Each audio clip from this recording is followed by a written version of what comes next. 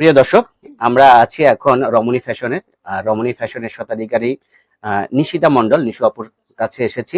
তার এই যে রমজান মাস চলছে, সামনে ঈদ, আর এই মৌসুমটায় তাদের আসলে একটা সিজন ব্যবসা করার জন্য।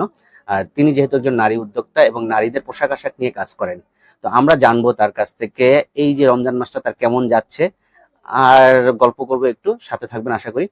এই যে আপু, নিজেই নিজের পরিচয়টা বলে দিন। আমি নিশিতা মণ্ডল।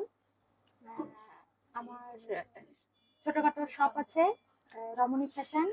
এছাড়াও আমি বিউটিফিকেশনের ইনস্ট্রাক্টর হিসেবে আছি, ট্রেনার হিসেবে আছি, সিএসএস হোপ টেকনিক্যাল ইনস্টিটিউট। আচ্ছা, আহ, আপনার তো প্রাইম লোকেশন একটাই প্লেসটা। তো কেমন সাড়া পাচ্ছেন এই লোকালিটির কাছ থেকে? মানুষ কিভাবে আপনাকে গ্রহণ করছে?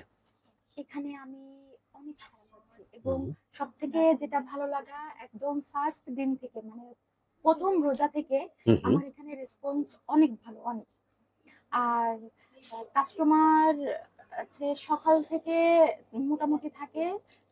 মানে দুপুরের পর থেকে কাস্টমার একদম, মানে এখানে দাঁড়ানোর জায়গা থাকে না, মাঝে মাঝে মনে হয় আমার স্পেসটা মনে হয় ছোট হয়ে গিয়েছে, এরকম একটা ব্যাপার। আর ড্রেস কোয়ালিটি তো আমি চেষ্টা করি সবসময় ভালো কোয়ালিটির মধ্যে আনার জন্য, হুম। আর রিজনেবল প্রাইস রাখার জন্য। যে আমি একটা সেল করবো না, আমি 5টা ড্রেসই সেল করবো, এবং আমার কাস্টমারটা কিংবা আমার এখান থেকে যে আপুরা ভাইয়েরা শপিং করবে, হুম, হুম। তারা যেন আবারও রিপিট আমার এখানে আসে, এটা সবসময় আমি মাথায় রেখে ড্রেস সিলেক্টও করি, আবার সেল সেইভাবেই করি। তো ব্যাপারটা তো এমনই হওয়া উচিত যে কোয়ালিটির সাথে কম্প্রোমাইজ না করা। হুম। তো আপু সেটাই চেষ্টা করেন যে, আর আমরা যখন এসেছিলাম তখন দেখছিলাম আসলে প্রতিষ্ঠানটা হাউসফুল, যার কারণে আমরা কথা বলতে পারিনি।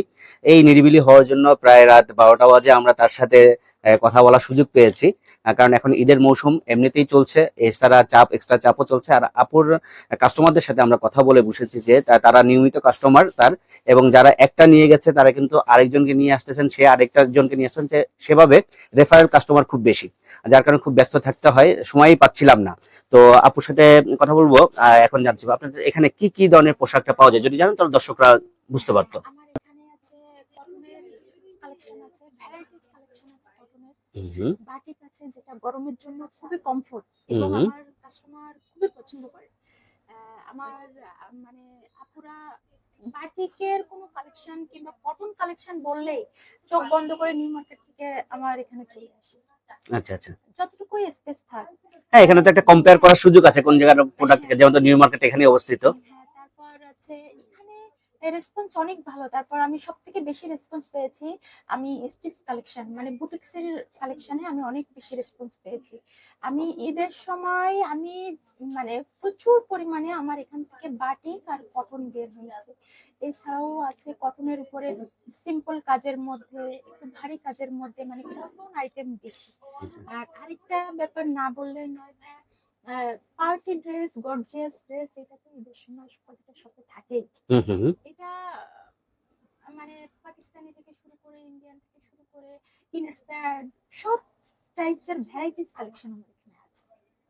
এছাড়াও আমি আরেকটু বলি, আমার হুম, হুম, এখানে বাটিকের যে কালেকশনটা, শাড়ির যে কালেকশনটা, হুম। থ্রি পিস তো আছে, আর শাড়ির কিন্তু অনেক ভালো একটা রেসপন্স। তা শাড়িটাও আপনার কাছে অ্যাভেলেবেল হ্যাঁ, আছে না? বাটিকের অ্যাভেলেবেল শাড়ি আছে। এছাড়াও আমি আগামী 1 সপ্তাহের মধ্যেই আমি আরেকটা কালেকশন নিয়ে, মানে জামদানি নিয়ে একটা লঞ্চিং করতে চাচ্ছি। জামদানির কালেকশন নিয়ে, জামদানি শাড়ি থাকবে, জামদানি থ্রি পিস থাকবে, টু পিস হুম, থাকবে। হুম। এটা আমি আশা করি আপনাদের দোয়ায় আমি লঞ্চিং করব। তো বন্ধুরা, শুনলেন যে আসলে আপুর বেশ ভালো শাড়ির কালেকশন আছে এবং আসতেছে। কারণ আমরা জানি বাঙালি নারী মানে শাড়ি, শাড়িতেই নারী। তো শাড়ি যত সুন্দর হবে, নারী সৌন্দর্য তত বৃদ্ধি পায়, কারণ আমরা নারীকে শাড়িতেই দেখে অভ্যস্ত। তো আর সেই শাড়ির কালেকশন কিন্তু আরো আসতেছে। তো আপনারা যদি শাড়ির কালেকশনটা করতে চান এবং শাড়ি নিতে চান, তাহলে কিন্তু অবশ্যই রমণী ফ্যাশনে আপনারা আসতে পারেন। আর এখানে দেখছেন যে আসলে কাস্টমাররা কিন্তু আসতেছে, সে তার টাইম শিডিউলও মেনটেন করতে পারে না এই ব্যস্ততার কারণে। তো আপনার কাছে আমি আরেকটু জানতে চাইবো যে যেহেতু আপনি একজন নারী উদ্যোক্তা, তো এই পর্যন্ত আসতে আপনি কি আসলে কোন ধরনের প্রতিবন্ধকতার শিকার হয়েছেন কিনা?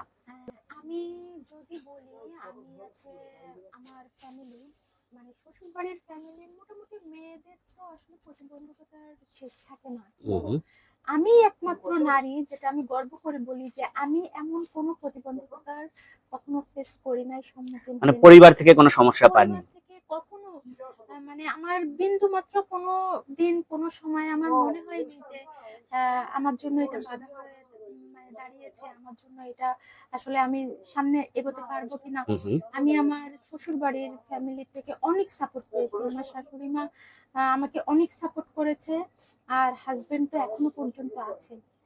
মানে তার সাপোর্ট, তার কথা না বললেই নয়। এছাড়াও আচ্ছা, আমরা যারা নারী উদ্যোক্তা, হুম হুম। আমি বাংলাদেশ উমেন চেম্বার অফ কমার্সের সদস্য। হুম। আমাদের ওখানে অনেক সিনিয়র আপু আছে, শিলু আপা থেকে শুরু করে অনেক অনেক আপারা আছে যে তাদেরকে দেখে সবসময় ইন্সপায়ার্ড হয়েছি, এবং তারা সব সময় আমাকে ছোট বোনের মতো গাইড করেছে, ভালোবেসেছে এখন পর্যন্ত। তো বন্ধুরা, আমরা যতটুকু জানলাম আসলে ইন্সপায়ারের মূল জায়গাটা পরিবার, আর সেই পরিবার থেকে কিন্তু নিশিতা আপুর সাথে কথা বলে বুঝলাম তার পরিবার তাকে প্রচুর সহযোগিতা করছে, ইন্সপায়ার করেছেন, এবং তার পরিবারের সহযোগিতা এবং ভাইয়ার কথাও বললো যে তো এই সহযোগিতার কারণে কিন্তু আজকে তার এই উত্থান এই পর্যন্ত আসা, এবং খুলনার প্রাইম একটি লোকেশনে তার শোরুমটা অবস্থিত, এবং তিনি কিন্তু এখন খুব স্বাচ্ছন্দ্যভাবে ব্যবসা করছেন, এবং খুলনা শহরে রমণী ফ্যাশন চেনে না এমন খুব কম লোকই আছে, কারণ এই জায়গাটা আসা যাওয়া করতে এই সাইনবোর্ডটা চোখে পড়বেই। তো আপনারা যারা নিশিতা আপুর এখানে আসেননি অবশ্যই আসবেন। আশা করি আপনাদের পছন্দসই সেই পোশাক পাবেন, এবং আপনারা ফ্যাশন সচেতন যারা আছেন তাদের ফ্যাশনের চাহিদা মেটানোর জন্য কিন্তু রমণী ফ্যাশন অন্যতম একটি আস্থার প্রতিষ্ঠান হতে পারে। এসব আসুন দেখুন। তো আজকে এখানেই শেষ করছি। আল্লাহ হাফেজ।